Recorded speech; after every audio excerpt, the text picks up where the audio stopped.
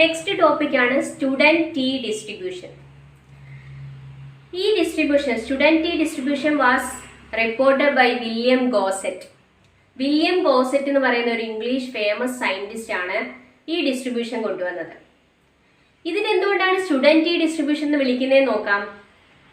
ഈ William ഗോസെറ്റ് Guinness എന്ന് പറയുന്ന ഒരു കമ്പനിക്ക് വേണ്ടി കുറേയധികം റിസർച്ച് പേപ്പേഴ്സ് എഴുതുമായിരുന്നു. തൻ്റെ റിസർച്ച് പേപ്പേഴ്സ് ഗിന്നസ് എന്ന പേരുള്ള ഒരു കമ്പനിക്ക് വേണ്ടിയിട്ടായിരുന്നു എഴുതുന്നത്. അങ്ങനെ ആ കമ്പനിയുടെ പോളിസി അനുസരിച്ച്, ആ റൂൾ അനുസരിച്ച് സ്വന്തം നെയിമിലുള്ള റിസർച്ച് പേപ്പേഴ്സിൻ്റെ അല്ലെങ്കിൽ റിസർച്ച് ഫൈൻഡിങ്സ് ആരാണോ എഴുതിയത് ആ വ്യക്തിയുടെ പേരിലല്ല അവർ പബ്ലിഷ് ചെയ്യുന്നത്. ആ വ്യക്തിയുടെ പേരിൽ അത് നമുക്ക് ആ പുള്ളിക്കാരന് വില്യം ഗോസെറ്റിന് സ്വന്തം പേരിൽ അത് റിസർച്ച് പേപ്പേഴ്സ് എഴുതി ആ ഗിന്നസ് കമ്പനിക്ക് കൊടുക്കാൻ പറ്റത്തില്ല. അതുകൊണ്ട് കമ്പനി പോളിസി അനുസരിച്ച് സ്വന്തം പേരിന് പകരം പെൻ നെയിമായിട്ടുള്ള സ്റ്റുഡൻറ് എന്ന പെൻ നെയിമിലാണ് വില്യം ഗോസെറ്റ് ഓരോ റിസർച്ച് പേപ്പേഴ്സും ഗിന്നസ് കമ്പനിക്ക് വേണ്ടി എഴുതുന്നത്. അതുകൊണ്ടാണ് ഈ വില്യം ഗോസെറ്റ് കൊണ്ടുവന്ന ഈ ഡിസ്ട്രിബ്യൂഷനെ സ്റ്റുഡൻറ് ടി ഡിസ്ട്രിബ്യൂഷൻ എന്ന് പറയുന്നത്. അങ്ങനെ ഈ സ്റ്റുഡൻറ് ടി ഡിസ്ട്രിബ്യൂഷന്റെ വേറൊരു പേരാണ് ടി ടെസ്റ്റ്. ഇത് എന്തുകൊണ്ടാ ടി ടെസ്റ്റ് എന്ന് വിളിക്കുന്നത് നോക്കിയേ. ഇവിടെ നമ്മൾ സ്റ്റാറ്റിസ്റ്റിക് ടി ആണ് കണ്ടുപിടിക്കുന്നത് ആദ്യം. അതായത് T equal to X bar minus M by S into root of N minus 1. അങ്ങനെയാണ് നമ്മൾ ഈ ഒരു ഡിസ്ട്രിബ്യൂഷന്റെ സ്റ്റാർട്ടിങ് ആദ്യം നമ്മൾ സ്റ്റാറ്റിസ്റ്റിക് ടി ആണ് കണ്ടുപിടിക്കുന്നത്. അതുകൊണ്ടാണ് ഈ ഡിസ്ട്രിബ്യൂഷനെ സ്റ്റുഡൻറ് ടി അല്ലെങ്കിൽ ടി ടെസ്റ്റ് എന്ന് വിളിക്കുന്നത്. ഇവിടുത്തെ എക്സ് ബാർ എന്ന് പറയുന്നത് എന്തുവാണ്? Here the X bar is the mean of sample. Sample മീൻ ആണ് എക്സ് ബാർ എന്ന് പറയുന്നത്. അതായത് എക്സ് ബാർ നമുക്ക് കണ്ടുപിടിക്കാം. X bar equal to 1/2 sigma J equal to 1 to n X J. ഇങ്ങനത്തെ ഇക്വേഷൻ നമുക്ക് എക്സ് ബാർ കണ്ടുപിടിക്കാം. സ്മോൾ എം എന്തുവാ നോക്കിയേ. Small M is the mean of population. നമ്മൾ എടുക്കുന്ന ടേംസുകളുടെ മീനാണ് സ്മോൾ എം എന്ന് പറയുന്നത്. അതുകൊണ്ട് സ്മോൾ എൻ എന്ന് പറയുന്നത് സാമ്പിൾ സൈസ് ആണ്. ഇവിടെ ഒരു എസ് എന്ന് പറയുന്ന ടേം ഇല്ലേ. എസ് എന്ന് പറയുന്നത് സാമ്പിൾ വേരിയൻസ് ആണ്. അപ്പം നമ്മൾ സ്റ്റുഡൻറ് ഡിസ്ട്രിബ്യൂഷനിലെ ടി ടെസ്റ്റ് എന്ന് വിളിക്കുന്നുണ്ട്. അതെന്ന് പറയുന്നത് സ്റ്റാറ്റിസ്റ്റിക് ടി ആണ് നമ്മൾ കണ്ടുപിടിക്കുന്നത്. അതായത് X bar minus M by S into root of N minus 1. ഇതിനകത്ത് എക്സ് ബാർ എന്ന് പറയുന്നത് മീൻ ഓഫ് സാമ്പിൾ ആണ്. അത് ഈ ഇക്വേഷൻ വെച്ചിട്ടാണ് നമ്മൾ കണ്ടുപിടിക്കുന്നത്. സ്മോൾ എം എന്ന് പറയുന്ന മീൻ ഓഫ് പോപ്പുലേഷനും സ്മോൾ എൻ എന്ന് പറയുന്നത് സാമ്പിൾ സൈസും എസ് എന്ന് പറയുന്നത് സാമ്പിൾ വേരിയൻസും ആണ്. സാമ്പിൾ വേരിയൻസ് സത്യത്തിൽ എസ് അല്ല, എസ് സ്ക്വയർ ആണ്. അങ്ങനെ നമ്മുടെ സാമ്പിൾ വേരിയൻസ് എസ് സ്ക്വയർ ആണ്. ദാറ്റ് ഈസ് എസ് സ്ക്വയർ കണ്ടുപിടിക്കുന്നത് ഇങ്ങനെയാണ്. S square equal to 1/n into sigma J equal to 1 to n X J minus X bar the whole square. ഇങ്ങനെയാണ് നമ്മൾ sample variance കണ്ടുപിടിക്കുന്നത്. നമ്മുടെ വേരിയബിൾ ആയിട്ടുള്ള X bar minus M അതിൻ്റെ probability density ഡിസ്ട്രിബ്യൂഷന് പറയുന്ന പേരാണ് ഗോസ് ഡിസ്ട്രിബ്യൂഷൻ. അങ്ങനെയുള്ള ഗോസ് ഡിസ്ട്രിബ്യൂഷൻ അനുസരിച്ച് നമ്മുടെ ഇക്വേഷൻ എങ്ങനെ വരും നോക്കിയേ. F of x bar minus m equal to root n by sigma root 2π exponential n into x bar minus m square by 2 sigma square. അപ്പോൾ നമ്മുടെ variable x bar minus m എന്ന എമ്മിൻ്റെ probability ഡിസ്ട്രിബ്യൂഷൻ്റെ പേരാണ് Gauss distribution. അതനുസരിച്ചുള്ള equation ആണ് ഇത്. Okay, independent ആയിട്ടുള്ള variables x y പോലുള്ള ഇൻഡിപെൻഡൻറ്റ് വേരിയബിൾസ് ആണ് നമ്മൾ ചൂസ് ചെയ്യുന്നതെങ്കിൽ അതിൻ്റെ probability for the ratio that is z equal to x by y എന്നാണ്. അതിൻ്റെ നോർമൽ ഡെൻസിറ്റിയും പ്രോബബിലിറ്റി ഫോർ ദ റേഷ്യോ അനുസരിച്ച് നമുക്ക് equation r of z equal to integral minus infinity to z integral minus infinity to infinity f of y z d y mod y d y d z നമുക്ക് കിട്ടുന്നു. ഇത് D of Y ആണ്. ചെയ്യുന്നു V equal to X bar minus M by S. അതിൻ്റെ density എങ്ങനെ കിട്ടുമെന്ന് നോക്കിയേ.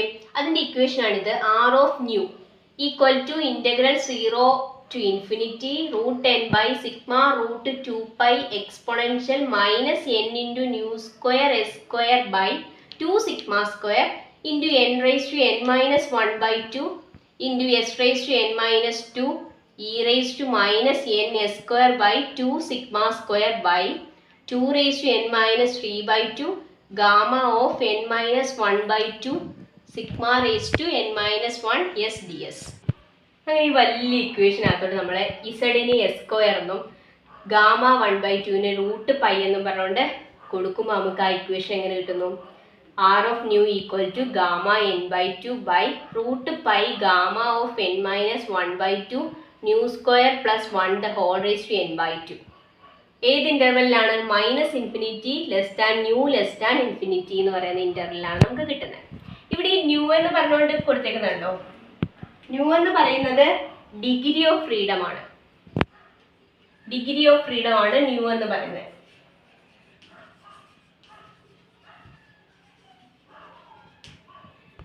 ഈ കേസ് അങ്ങനെ ഡിഗ്രി ഓഫ് ഫ്രീഡം എന്ന് പറയുന്നത് എന്തോ നോക്കിയേ. Degree of freedom denotes by nu is the number of values generated by a sample of small size for the estimation of the population parameter. നോക്കിയേ, ന്യൂ എന്ന് പറയുന്നത് എന്തുവാണ്? Degree of freedom. അങ്ങനെയുള്ള degree of freedom nu എന്ന് പറയുന്നത് എന്തുവാണ്? നമ്മൾ population parameter കണ്ടുപിടിക്കാൻ നേരത്തുള്ള സാമ്പിൾ ഓഫ് സ്മോൾ സൈസിലുള്ള സാമ്പിളുകളുടെ നമ്പർ ഓഫ് വാല്യൂസ് ആണ്. Number of values generated by the small size of sample for estimating a population parameter. അതാണ് ന്യൂ അല്ലെങ്കിൽ ഡിഗ്രി ഓഫ് ഫ്രീഡം. ഈ കേസിലെ ഡിഗ്രി ഓഫ് ഫ്രീഡം ന്യൂ. അങ്ങനെയുള്ള നമ്മുടെ സ്റ്റുഡൻറ് ടി ഡിസ്ട്രിബ്യൂഷൻ അല്ലെ ടി ടെസ്റ്റിൽ സാമ്പിൾ സൈസ് എന്ന് പറയുന്നത് എങ്ങനെയായിരിക്കണം? n less than or equal to 30. 30യിൽ കടക്കാൻ പാടില്ല സാമ്പിൾ സൈസ്. അങ്ങനെ നമുക്ക് 30ക്ക് കുറവായിട്ടല്ലേ 30യോട് ചേർന്ന് നിൽക്കുന്ന അല്ലെ 30 വാല്യൂ വരെ നമുക്ക് ടി ടെസ്റ്റ് കണ്ടുപിടിക്കാൻ പറ്റത്തുള്ളൂ.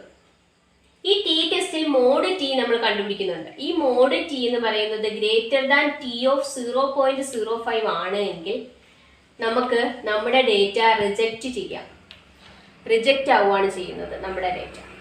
പക്ഷേ മോഡ് ടി എന്ന് പറയുന്നത് ലെസ് ദാൻ ടി ഓഫ് 0.05 ആണ് എങ്കിൽ, അതായത് നമുക്ക് തന്നിരിക്കുന്ന ടേബിൾ അനുസരിച്ച് നമ്മൾ ടേബിൾ വെച്ച് നോക്കിയിട്ട്, അല്ലാതെ നമ്മൾ തിയററ്റിക്കലായിട്ട് കണ്ടുപിടിച്ചു. അപ്പോൾ ആ ടേബിളുമായിട്ട് വെച്ച് നോക്കിയപ്പോൾ നമുക്ക് മോഡ് ടി എന്ന് പറയുന്നത് ലെസ് ദാൻ ടി ഓഫ് 0.05 ആണ് എങ്കിൽ നമ്മുടെ ഡേറ്റ കൺസിസ്റ്റന്റ് ആണെന്ന് പറയാൻ പറ്റും.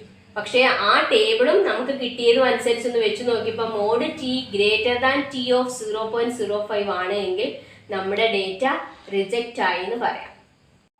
നമ്മുടെ സ്റ്റുഡൻറ് ടി ഡിസ്ട്രിബ്യൂഷൻ്റെ ഒരു ഗ്രാഫാണിത്. n = 3 വരുന്ന കേസിലെ ഒരു ഗ്രാഫാണ്. നോക്കിക്കേ, ആദ്യം ഒരു മിനിമത്തിൽ നിന്ന് വന്ന് ഒരു പീക്ക് പോയിന്റ് വന്നിട്ട് പിന്നെയും ഒരു മിനിമത്തിലോട്ട് പോകുന്ന ഗ്രാഫാണിത്. നമുക്ക് സ്റ്റുഡൻറ് ടി ഡിസ്ട്രിബ്യൂഷൻ അനുസരിച്ച് ഇങ്ങനത്തെ ഒരു ഗ്രാഫാണ് നമുക്ക് പ്ലോട്ട് ചെയ്യുമ്പോൾ കിട്ടുന്നത്. ഇനി ഒരു ടേബിൾ കൊടുത്തിട്ടുണ്ടായിരുന്നു. ആ ടേബിൾ അനുസരിച്ച് നമുക്ക് probability for T1 less than T less than T2 അനുസരിച്ച് നമുക്ക് എങ്ങനെ കണ്ടുപിടിക്കാൻ പറ്റും? G of T equal to gamma of n/2 by root of pi into n-1 into gamma of n-1/2 integral T1 to T2 dt by 1 plus t square by n-1 the whole raised to n/2. ഈ equation വെച്ചിട്ട് നമുക്ക് probability for T1 less than T less than T2 എന്ന് പറഞ്ഞ ഇൻ്റർവെല്ലിൽ കണ്ടുപിടിക്കാൻ പറ്റും. ഇത് കഴിഞ്ഞിട്ട് student T ഡിസ്ട്രിബ്യൂഷൻ്റെ ഒരു പ്രോബ്ലം താഴെ ഞാൻ ഇട്ടിട്ടുണ്ട്. അത് നിങ്ങൾ ചെയ്ത് നോക്കുമ്പോൾ ഒന്നുകൂടെ നിങ്ങൾക്ക് മനസ്സിലാവും എന്തുവായി സ്റ്റുഡൻറ് ടി ഡിസ്ട്രിബ്യൂഷൻ എന്നുള്ളത്. അത് നിങ്ങൾ ചെയ്ത് നോക്കിയാൽ മതി. Now the seminar is over. Okay, thank you.